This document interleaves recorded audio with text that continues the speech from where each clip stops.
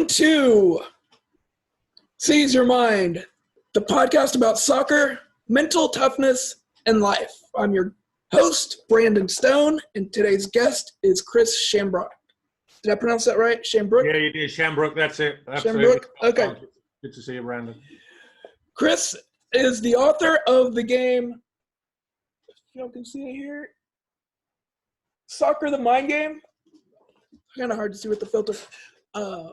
Which is a book that I've used. It's in such bad shape because I've used it with all the work that I've done as a mental skills coach. Has all been based on this. So this is like my Bible. So I'm talking to the author of the Bible. Chris has a doctorate degree in sports psychology. He's worked with the British Olympic rowing team. He's worked with Premier League soccer teams. Tell me about yourself, Chris. I guess the PhD was 25 years ago now, which seems like a long time ago. Soccer the Mind Game, that book came out in 2004. So that was after I'd started working. I'd been lecturing as a university lecturer after getting my getting my PhD. So I started that in 1996. What university? University of Brighton in the UK. So I was lecturing there. But then I was doing applied sports psychology work whilst lecturing as well. So I was working in the very English game of cricket. Relatively early on, I got the role with the British rowing team, which was great. So I got a role with an Olympic sport that post Atlanta 1996, the only gold medal that the whole of the British team won was in the rowing. We had a disaster in the Atlanta Games. But then I got on board at a good time where loads of funding came into Olympic sport. So I was lecturing on sports psychology degrees. I was doing applied sports psychology work. 2001, I had a season that I worked with Sunderland Football Club, who were in the Premier League at that point, but they are now, they've not quite retained that status. Not that was anything directly to do with me, I don't think, but some work in soccer, carried on the work with rowing, but also doing work in other sports alongside. So I've worked with a Premier League Championship goalkeeper during a decent part of his career, and lots of ongoing work in coach education and other sports. But the kind of 5 Olympic Games with the rowing team was the thread of most of the sports psychology work that I did. And growing up, did you play sports? Yeah, I did. I played a lot of sport. I was one of the typical English kids growing up who was pretty decent at soccer, and I played a lot. I scored a lot of goals. I played representative level quite high. I was part of a kind of a early day academy in a local professional team. It was the Cambridge United, who are sort of currently in the Division 2. At that time they were equivalent of Championship. So I was in a kind of school of excellence there for a while, although school of excellence feels a little bit too sort of elevated for what it was. So I played a lot of soccer growing up, and then when I went to university, I played and coached basketball. So the varsity setup in the UK is great. So I actually ended up coaching the women's varsity team while I was playing for the men's team, but honestly, it's nothing like the NCAA in the States. You don't get any crowds. There's nothing around it. It's literally like a high school team, not even that big, Gotcha. But I played and coached a lot of basketball, and then that took me into studying my sports science degree while I was doing that, and then I moved into my PhD after that as well. What made you choose sports psychology to get into? Yeah, it was really fascinating, for me, looking at a lot of talented people. There was a lot of great stuff on my degree, looking at the physiology and the fitness side of stuff, biomechanics, looking at the technical side. That objective measurement was really great. But whenever we were doing experiments to try and look at, how people were reacting physically or technically, there was always the sense that, it's dependent upon how someone's showing up mentally. The differentiated effort, the motivation, the focus. And it just fascinated me more and more to try and understand the unmeasurable bit of that whole setup. It's great in physiology, getting the sort of oxygen levels and sort of getting blood measures. You can measure that stuff. Yeah, you get a number. You get it. Yeah. I really liked the fact that you can't really measure this, but it's obviously something critical to pull everything together. And so, we were able to select in the degree program across the different sciences. So I kind of opted for an option to study the psychology element in my final dissertation. And that just got me on a roll, and I got more and more interested in it, read more around it, saw more things happening that fascinated me at the time. And actually had a pretty good aptitude because I'd been coaching a bit as well. Mm-hmm. That was helping me as well realize the importance of the relationships, the communication, the clarity of messaging, the building of confidence individually and collectively. It just felt that was a good way to kind of continue and specialize. And when you started it, I assume it was a relatively new field? So I kind of was, if we look back historically, so Steve Bull, who co-authored the book with me, Steve had been working as a sports psychologist. He'd studied over in Canada, came back over to the UK in 1987, 1988. And then sports psychology was starting to take off in the UK. I think if we look at Canada and the US system, there was probably sports psychologists attending the Olympics 1984, 1980, but it was still growing. The UK, it was definitely, there were professional bodies opening up in the early 1990s. The British Olympic team were consistently starting to take psychologists with them to the games. But it wasn't, in any way, shape or form, a really mature discipline. And in some ways, we're kind of still, not really consistently embedded in the same way across every sport that exists in the country. The psychology is still very much an opt-in for a lot of sports. What was that like trying to shape that as you go? Playing, kind of shooting from the hip? Yeah. Well, I don't know about shooting from the hip, but what I found out pretty quickly was some of the senior sports psychs. So there's a great guy, American sports psych called Ken Revisa, who unfortunately passed away sort of last year. But Ken came over and did some great education. He'd worked a lot in baseball. He shared a lot of messages with us through the British Olympic Association Psychology Group. And Ken talked about, what he'd noticed about great coaches, that they never apologize for saying the same thing over and over, which was great because as psychologists, you kind of always think, right, I've got to come up with something new. I've got to be different. And, you want to get on and be doing more, but actually you just need to keep selling the basic ideas of why your knowledge and expertise is going to make a difference. Because, you're the only one who thinks it's that important. You've got to keep selling it. So it was, exciting and frustrating in equal measure to be trying to grow it, because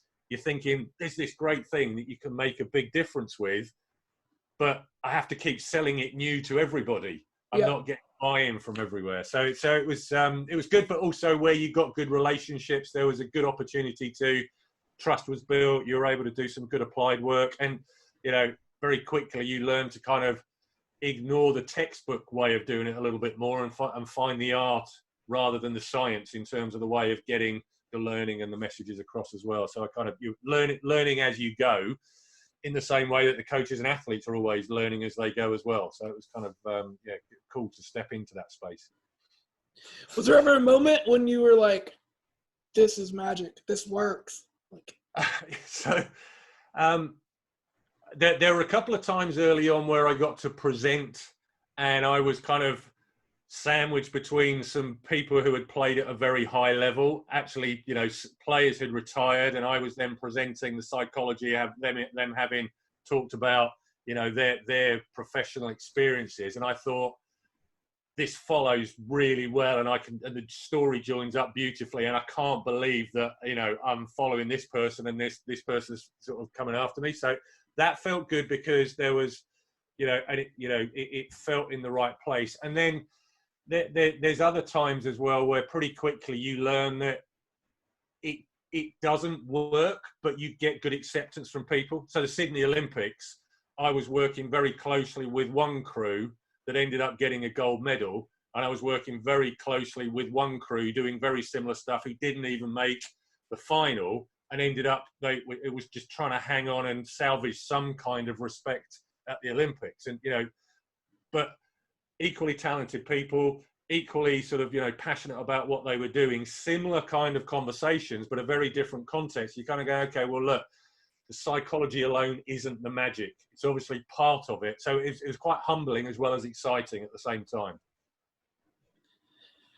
Yeah, it's kind of like having a good team, but without a good coach.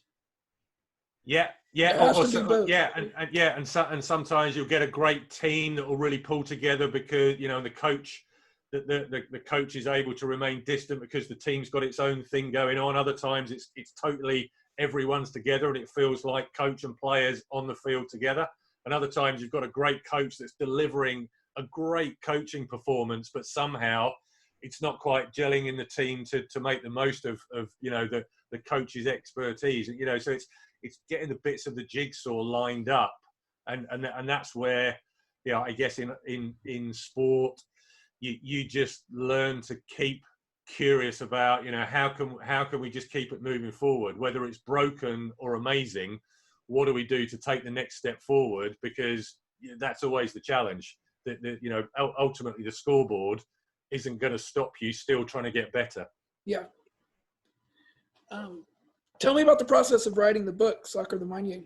Yeah, so I'm trying to remember back now. It was a long time ago. I was just having sort of food with the family as well, and I was just talking to my wife and saying, well, when was that? When did it happen? And my eldest daughter, who's now 16, I do have a photograph of her on my lap while I'm typing. So I know she was very young at that point. But the process was pretty clear. Steve, the co-author, Steve had authored quite a few sports psych books in the past. He and I had co-authored The Mental Game Plan with John Albinson from Canada as well. Steve had done another book with the publishers, the Crowwood Press, and they were looking for a book that they thought was kind of going to be good for them. They thought soccer, good opportunity to get into that. I had the soccer background. I'd done some of the Premiership work. So basically, Steve and I kind of designed the steps in the book and kind of talked about how do we want to put the steps together and what are the key ingredients.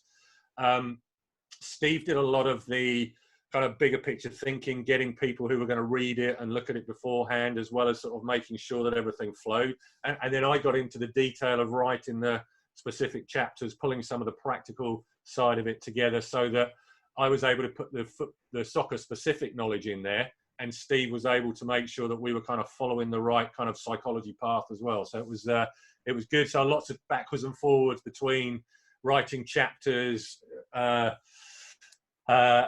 him sort of, having thoughts and throwing them in as well. So it kind of built over the course of a few months. And I think it was sort of about a 6-month process of working together like that so that we got it to the point of getting it off to the publishers. But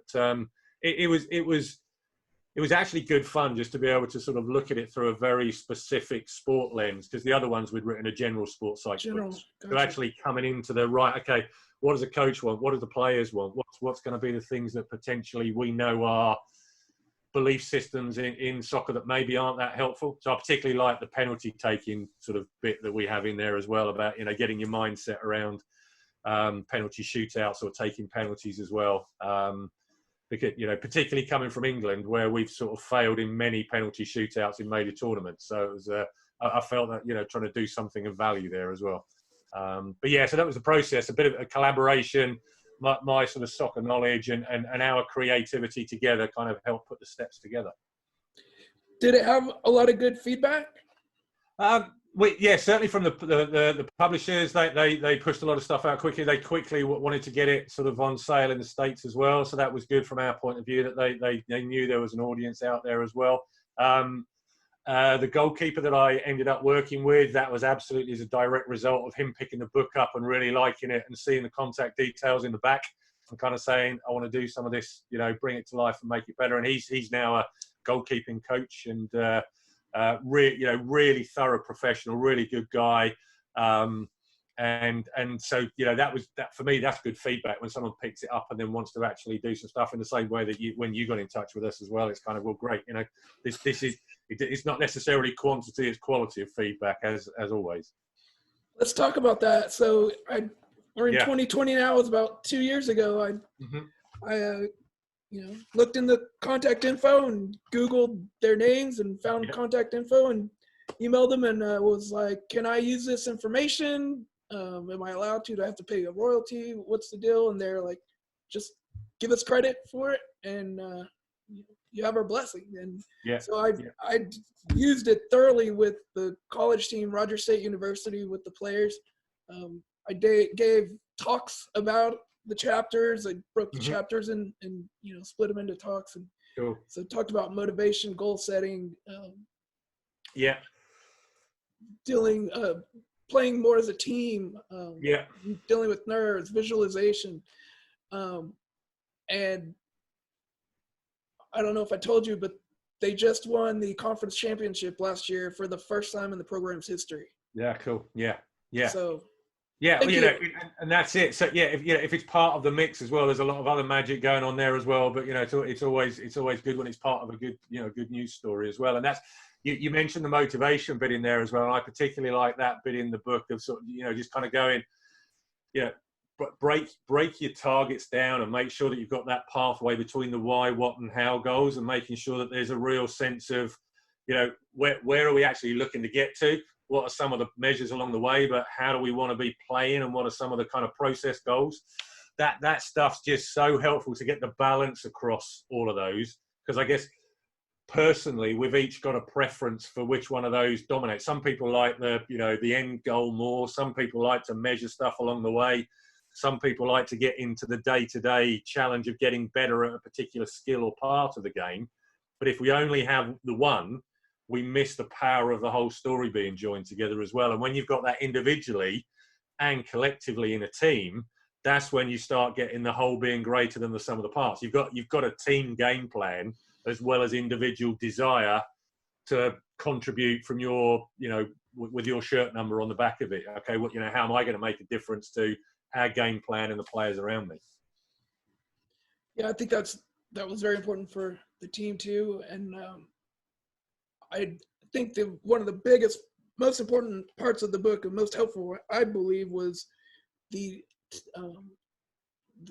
not the confidence planner, but the assessment. Getting a good assessment of what you're good at and what you're not good at, and making a definite game plan to improve the things that you're not so good. And the byproduct of that is you'll have more confidence, just knowing that you're working on your weaknesses. Yeah, absolutely. So, if we think of, great American sports psychologist Tim Gallwey, who wrote in a game of golf, in a game of tennis back in the 1970s, Gallwey always talks about performance equals potential minus interference. So, the game plan a lot of the time is, right, what can we do to maximize potential and get the strong things and keep them getting stronger? But then there comes a point where we want to say, where's the interference? Can we reduce some of that? And what do we need to do to just sort of balance that out? And so we push the potential as high as possible and then bring the interference, reduce the interference, and you end up with that very solid confidence. Because even if you're going to have a bad day, it's not going to be a terrible day. And if it's going to be a great day, you're really excited by how good it will be. But when you've got the gap is small, you're not worried about having a bad day. You're just kind of ready to. I like the combination of, do you rise to the occasion or sink to the level of your preparation? And if you're working on both, you're trying to rise to the occasion and you trust yourself to sink to the level of your training. Again, it's just that extra confidence. Well, even if it goes bad, it's not going to be terrible today. Right. Let's see if you've done the work. Yeah. Let's see how good we can make it. If you've been preparing and doing your homework. Yeah. I've got I've got a Eric Cantona book up on the bookshelf there, and so it was a great player, great individual in many ways. But there's a lovely quote in there, and he talks about preparation is everything, focus is the key. It's easy to say you gave it all on the pitch out there, but the thing is, if you prepared better, you'd have had more to give and you'd have played better. So there's that whole thing of, your performance is a reflection of the quality of your preparation. So if you want to be confident, do the hard yards and then enjoy the opportunity to go and play with freedom in the knowledge that you kind of, you've given yourself the best chance of having a good day. True. What's one of your personal favorite techniques to use with players, with soccer players specifically?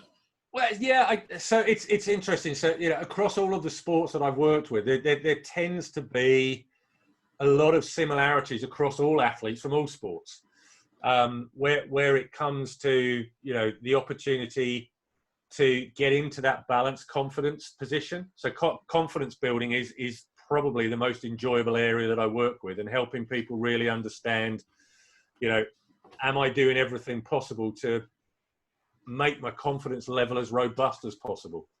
So I usually like working with players around, okay, have you really given yourself the best chance of knowing that your confidence isn't going to drop?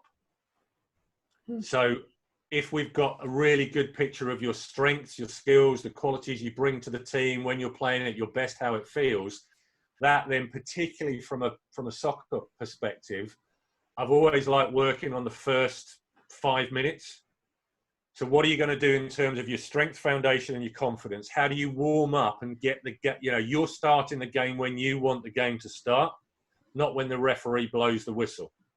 So we're getting going in the build-up. We're doing the things that's reinforcing all of our strengths, all of our positive qualities.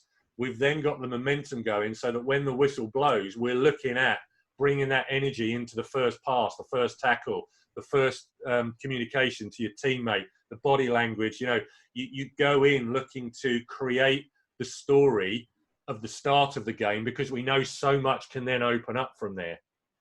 So I always like that as let's take control of the story early on by really focusing on if we're sort of, filming the first 5 minutes, how are we going to see you engaging? How are we going to see you playing? What's it going to look like? How are you going to feel? What's going to be going on? And if we can do that, then that provides a very, very clear reset point for any time in the game. So if we get a break in play and it's not going well, I can reset back to that first pass, first tackle mindset. After half time, I can reset back to that. Gives a very, very consistent way of imposing your best self on the game, rather than waiting for the game to happen to you to see how well you play.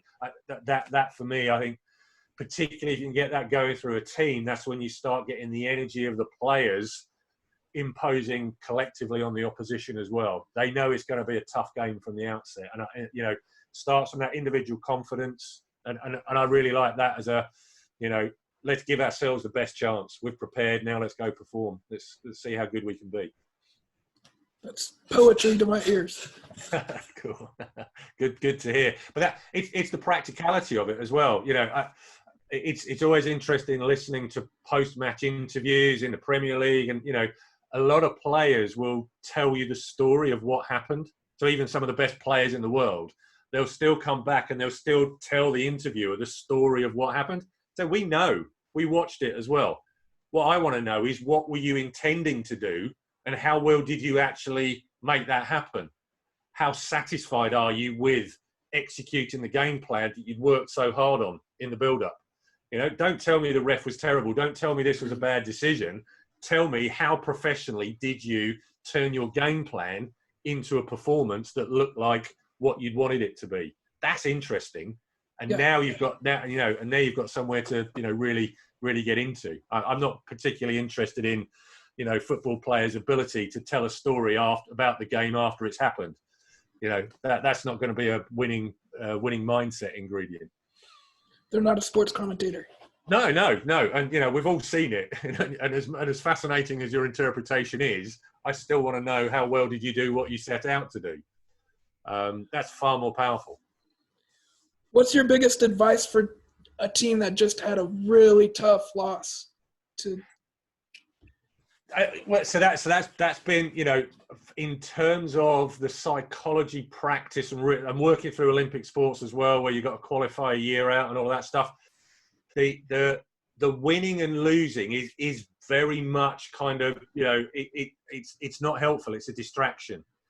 What we want to do is set up really good preparation practices, really good on-field play, and then really good evaluation and learning practices. So whatever the score, whatever the results, we will evaluate our performance based upon what was our game plan that we set out, how well did we bring that to life, where did we do it excellently, where was it not so straightforward, did we learn, did we try anything new and do anything different, did we surprise ourselves? Right, let's do all of that. Oh, and by the way, what was the score? If you can get into the practice of world-class evaluation of your performance relative to your game plan, when you have a big win or a big loss, or an excellent performance where you didn't win, or a terrible performance where you did win, all of those things become irrelevant, because you're evaluating the momentum of, are we able to keep playing to our potential and executing on our game plan? Because if we can do that, more often than not, we are going to get the results. And if we do have to bounce back, we'll know how to bounce back from something as well. So the win-loss stuff, that's sport. Prepare for that. Don't worry about being different. You have to do stuff differently when you lose and you win. You don't. You have to be strong enough to carry on with the same discipline, and maybe change tactically, or just rethink things. But you shouldn't need to do anything different. That's what I try and allow people to, build extra confidence from that as well. So you end up not fearing a result. You end up knowing that you'll be able to respond and move on, whatever the score. That's really hard for college age and younger kids to do. Yeah, absolutely. They get focused and obsessed with the scoreboard. Yeah, and so that, and you can really build on that, because you can kind of say, right, okay, what are the things that we want to put next to the scoreboard? So the scoreboard's really important, and we're going to put our own scoreboard next to it. So they're always going to be balanced. So as many times as we look at the game scoreboard, we're going to look at our own ratings as well. So, that in time, you'll get the chance to persuade them that the more we look at our own scoreboard, the better the other scoreboard's going to be as well. So I'd use it to your advantage. It's an and rather than an either or, and we work the two together. And I'd make a deal. If I was the coach, I'd be going, right, it's my job to be looking at our scoreboard. If you want to look at your scoreboard and bring that, great, but then we have to swap from time to time. Yeah, and we can work together. And if we work together, then we'll have both the result and the performance covered between us as well. And that, you can really, contract on that kind of stuff and make it clear, because you want their hearts and their minds in the game, being driven by whatever motivational fuel that they've got.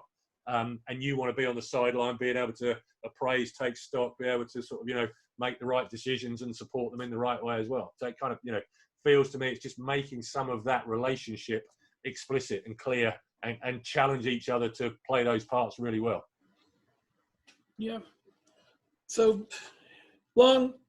basically stay more focused on the process versus in the results will come. If you can't balance it out, it's competitive sport. The reason we all get involved is because we want to have the winning, and we're competitive people. Yeah. But it's making sure you recognize the story that always goes outcome and process and outcome, always the two together. If we just get one or the other, it can go the wrong way. So first race of the Sydney Olympics for the men's 8 who won a gold medal, they rode their race and they looked beautiful. Their technique was lovely, and the coaches ripped into them afterwards because they hadn't raced. Technically, the process was beautiful, but they'd forgotten to have the heart and the energy of, this is the Olympics, get some of that raceability in there as well. So, you can go to process in the same way that you can go to outcome. And it's always getting the two together, which is the most important thing. Interesting. What advice would you give for a player who deals with anger on the field in any sport? Yeah. So I guess, some of that is a challenge for some players, and you'd look at understanding what some of the triggers are.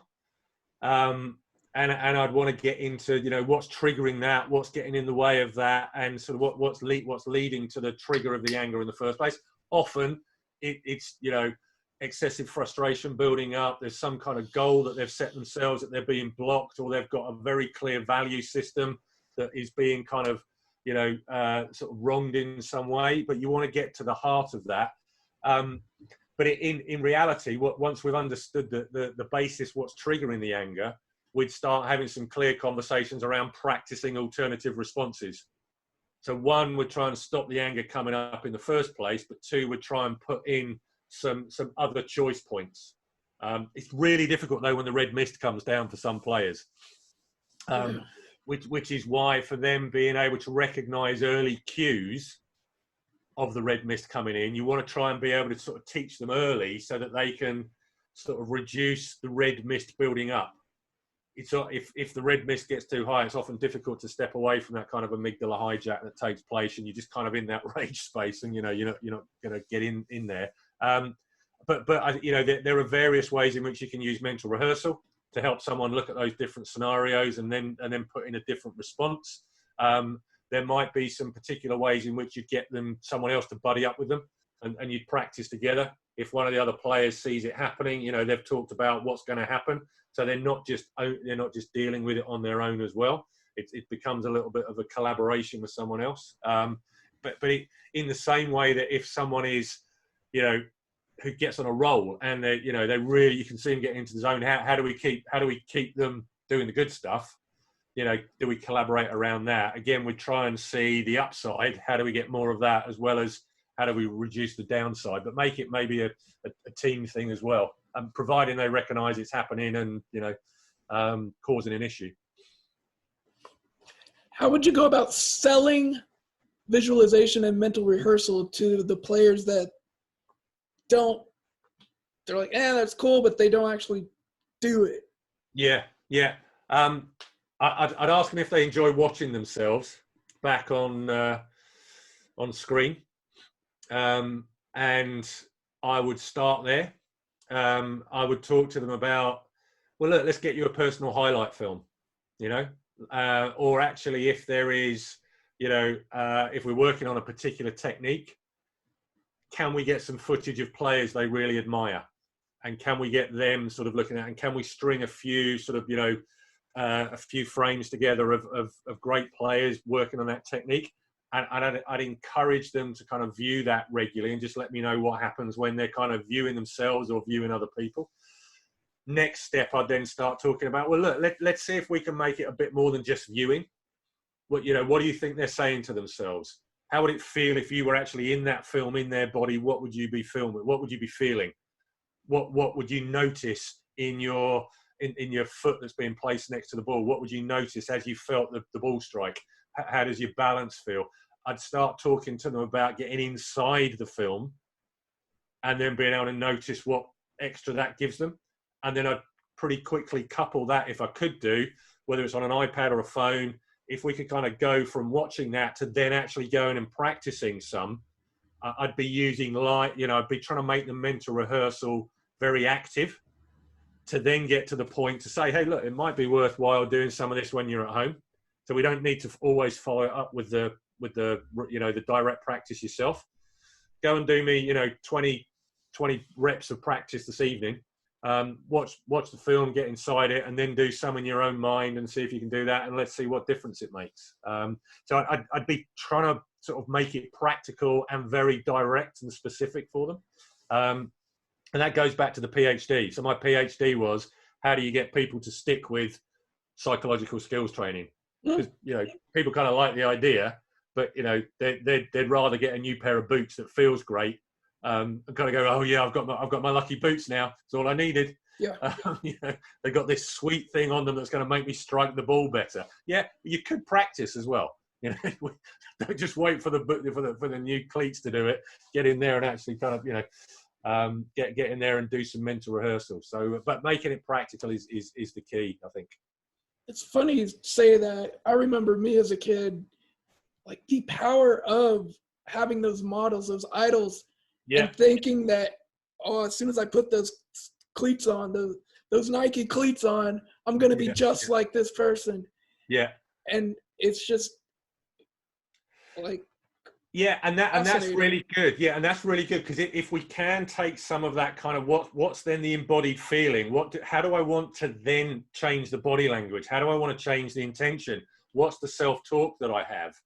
Yeah, I've often thought it would be really great if you could get a player to have an earpiece in, and then for a really great player to take over the self-talk. And then feed in that, instead of their brain being the thing that's taken, right, let's get the brain of a great player in there. What would be the kind of things that they're saying to themselves? What are they kind of recalling? And how would that help someone just recognize the power of your own intentional thinking, your own communication? It would be great to have some of that, just to realize, well, okay, am I being my own best supporter in my head? Am I really becoming as skillful in how I communicate with myself as skillful as I am with how I strike the ball or make the tackle? Yeah. So that's some ideas like that would be great to play with. And I guess we've nearly got the technology. It's definitely a tug of war inside your head against your fan and your worst enemy. Yeah. The supporter and the kind of worst critic as well going on. Yeah. So, and that's, there's lots of Olympic champions I know who are hugely driven by a fear of failure, but they've worked out how to embrace it and use it rather than thinking, I shouldn't think negatively, I shouldn't be worried about failing. They actually use it as a driver and a stimulus. So the tug of war in the head, you can turn the volume down on that quite a lot by saying, what am I saying and how might it be helpful? How can I turn that into a helpful action rather than I shouldn't think that? And as soon as you can encourage people to kind of go, there's a good intention there, you've just got to follow through with it, because that thought alone isn't going to be the thing that does it, but the action that follows it might well be. The thing that reminds me of it, there was a quote, some guy who he had started to run marathons and he did tons of them. I can't remember his name though, but he said the biggest difference of when he started doing that was that he started talking instead of listening. Yeah. Started talking to himself and being proactive about what he said versus just reacting to that voice that was criticizing him all the time. Yeah, and that's a really very practical one. Again, just following that same line of thinking. I'm not particularly big on positive thinking. What I am big on is positive action. Whatever thought has gone before it. So if I've had a negative thought and I've worried, I can then use that to stimulate taking a positive action that will stop that thing happening. If I have a positive thought, I can then have a positive action that follows me through on that pathway. But a lot of us might have a positive thought that we just assume the positive thought is going to be enough. And then many of us have a negative thought that we believe is the end of the story.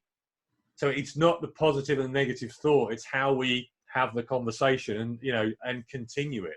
What's the action that it stimulates? And if you can have a team full of players who are looking to take positive action, regardless of whether the thought has been positive or negative, again, you'll get much more quick decision-making, shared decision-making, much more joined-up play.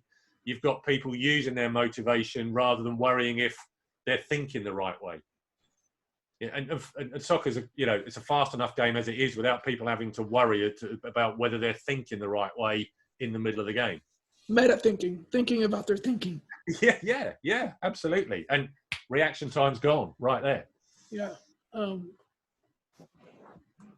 What comes to mind is that it's not a mental psychology, mental toughness. It's not a one size fits all, one shoes fits all. It's very individualized. Yeah, and what I would say is part of the coach's job, part of the player's job is to kind of go through that process, kind of go, well, look, how does your brain communicate with you? What are the typical thoughts you have? What could that be telling you? Just raising that awareness without judgment is really helpful. There are so many of the kind of psychology books that are too pro positive. It has to be this. You have to visualize yourself winning. You have to visualize yourself doing it, but you don't at all. You have to work out what is important to you personally in terms of the standards that you're holding yourself against. Who's important to you? Who am I trying to show up for? It might be me, it might be my coach, it might be my parents, it might be my teammates. As soon as we start just unpicking some of that, you can kind of go, oh, cool. You're very driven by, wanting to do a good job for your coach. Right, how do we harness that? Or, you're very self-sufficient. You want to show off to yourself. Right, how do we make the most of that? And as soon as we can get into that, we stop the judgment that gets in the way of people enjoying who they are and playing with freedom. And again, soccer is, the more you've got people playing with freedom, that you're going to get expression out there. You're going to get sort of, enjoyment and energy that comes from that, rather than, far too much stuff is about, trying to play without fear. And playing without fear, trying to play without fear is very different from giving yourself the opportunity to just play free. If I'm trying to play absent of fear, I'm still very aware of the thing that I'm worried about. I'm not using it as permission to take some specific actions. That reminds me of the part in the book when it talks about stating things in the positive, as opposed to, here comes the ball, don't say, don't mess up, don't mess up, don't mess up, don't mess up. To be like, change it to positive, receive the ball well. Keep it strong, play like you do in practice, but, strong first touch, definite, or, if there's a name of a player who is who's your trigger, your role model for that, you'd use their name, so Zidane, great, almost the greatest first touch you've ever seen. So Zidane is my, is my reference point there as well. Or maybe you're a great left-footed dribbler, so Messi's your reference point, or, whoever it might be. We've got something that creates that positive intent, and it's positive intent rather than positive thinking. Yeah, I intend to be very, direct with my action. I know what I'm trying to do. So there's certainty behind things, and that's the great thing with sport. The more certain you are, and if you've delivered with certainty, when you get to evaluate the performance, well, whatever the result, I know I did what I was doing with certainty, and I'm happy to take the result rather than I was hesitant, I was worried. Right, I'm now just evaluating a performance that was full of hesitancy and worry, which means it won't have been free. So it's probably not going to have been as enjoyable and as effective as had I not done that.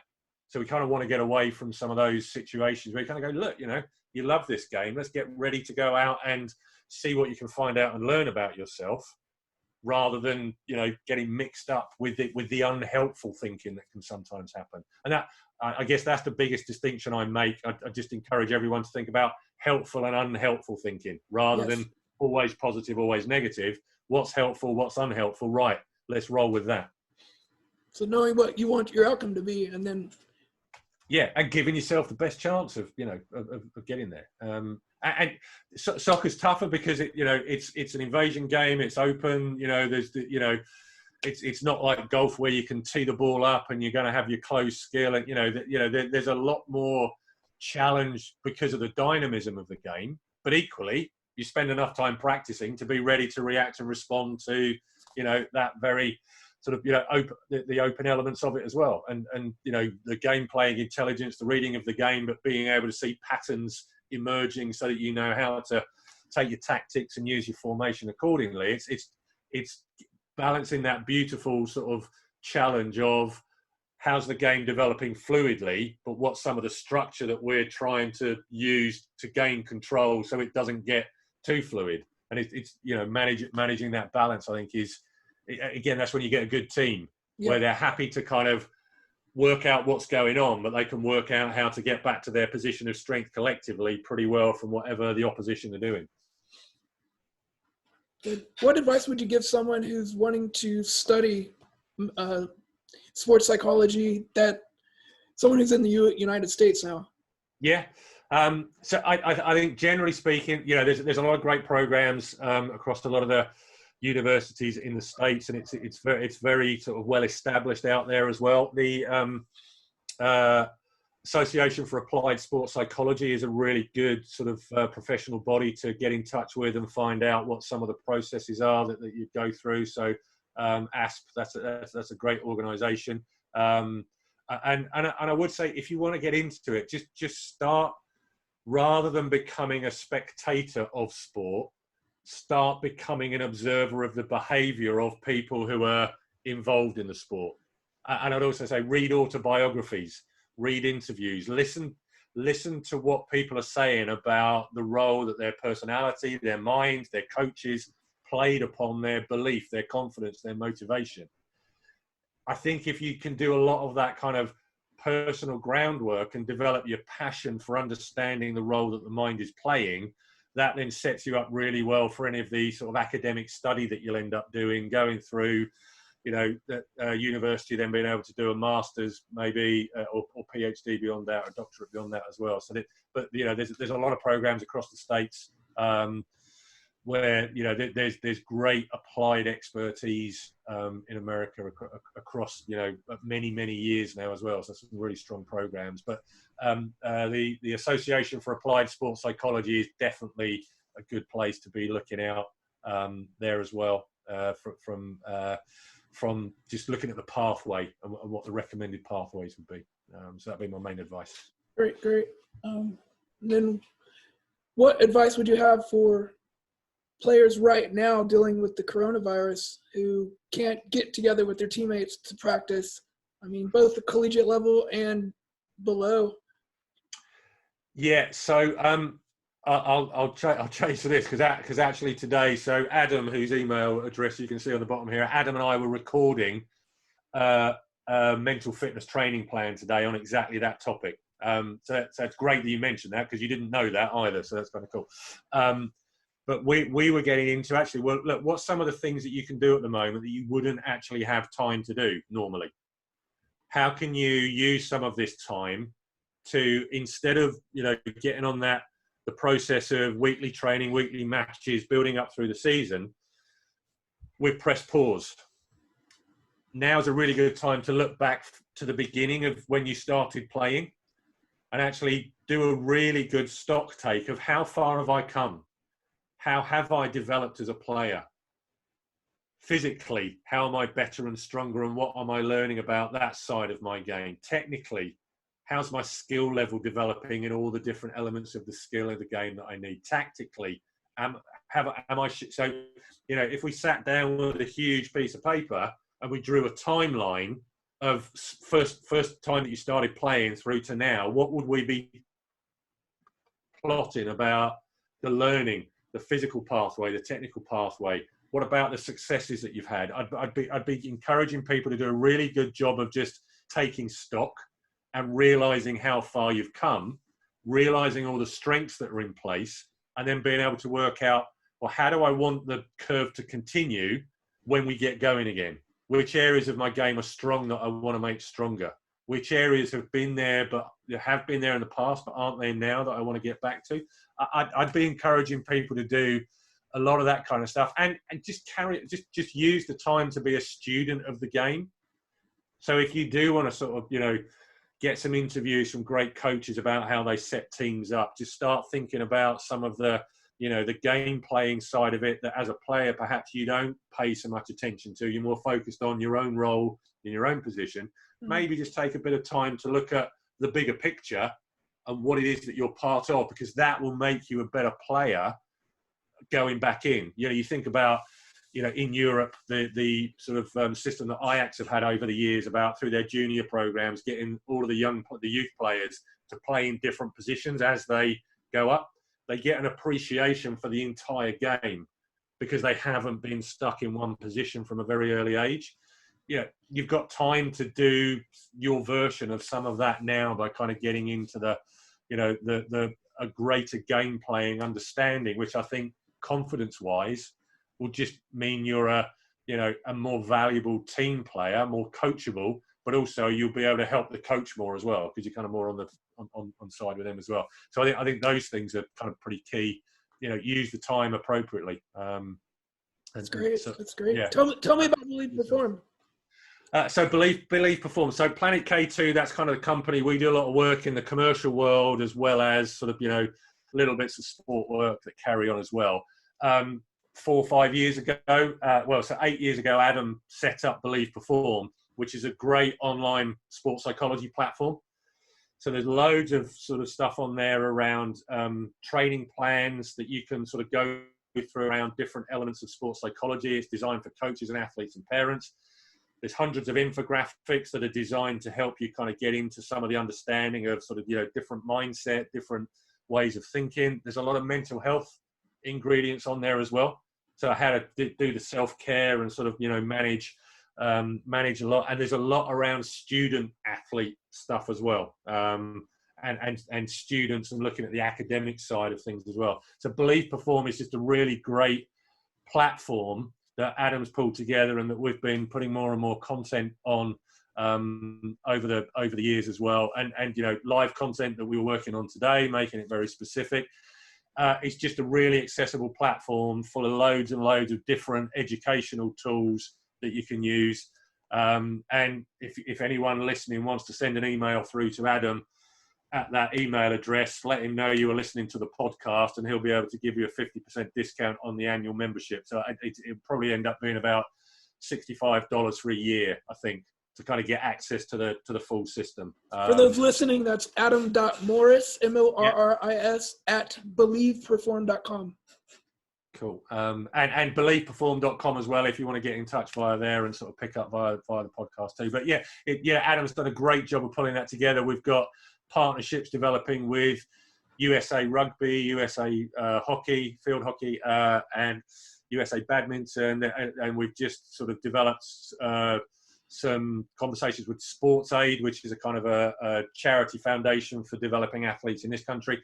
Really, really great partnerships that Adam's working with, and the mental health side of this is just particularly relevant at the moment. There's loads of very practical information for coaches as well, taking care of coaches' mental health, as well as this being sort of geared for athletes as well. So just a really great resource full of loads of practical stuff, written by sports psychologists. And yeah, I just encourage people to get on it and share it, and, you know, extract the value, because it's way more than the price you'll pay for it. That's pretty much the evolution of this book, right? Yeah, and great, you know, so you know, when Steve and I wrote the mental game plan originally in that book, we wanted them as kind of workbooks. We wanted them to feel like stuff that people were going to pick up and use and apply.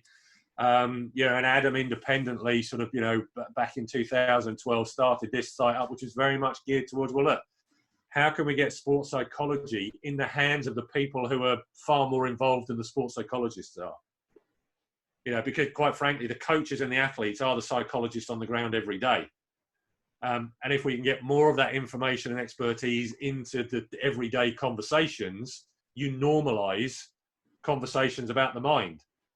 You don't worry about them. You don't go, well, we better not talk about that because it's about your confidence. And we can't talk about confidence because if we do, you'll start losing it. You know, it's kind of, we don't mind doing performance analysis and getting all the statistics on gameplay, but we better not do that for someone's personality. Well, actually, you know, let's kind of take it in the same vein. And you know, it is, you know, this is a very practical working approach to put the psychology in the hands of the people who can use it every day. That's great. That's great. Well, Chris, thank you so much for coming on the podcast. It's been an honor and a pleasure. I hope to have you on again sometime in the future. And yeah. Any last words?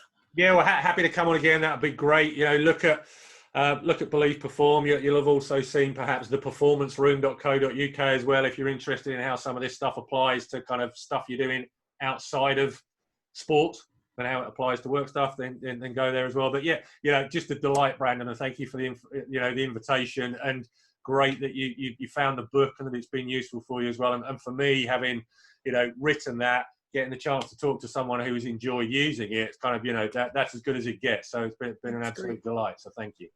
Thank you. All right. You have a good evening. You too. Take care.